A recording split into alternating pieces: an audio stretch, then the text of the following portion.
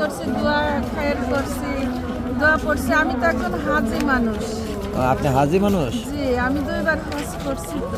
কবর জিয়ারত করছেন আপনি, তাই না? জি, আমি কবর জিয়ারত করে আমার পায়ে ব্যথা, এখানে জ্যাম ছিল, তারপর এখানে বসে রয়েছি। এখন আবার মনে করেন যে এখন কোথায় যাবেন?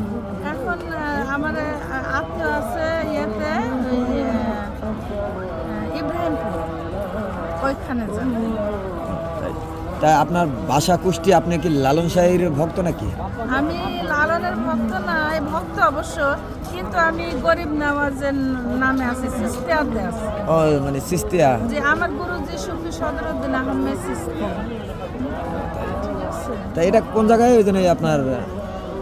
দরবার শরীফ, হ্যাঁ, এটা চুনকুঠি আমিনপাড়া দরবার শরীফ আর জুড়াইন পুস্তকলা, এখানে সমাধি আমার গুরুজির। আমি আমার গুরুজির নামে আমি আছি, আমার মতো আমি আছি, এই তো। ওখানে ওই জন্য দরবার শরীফে যখন ওরস হয় জি। তখন কি তারা গান বাজনা করে না ওয়াজ মাহফিল করে?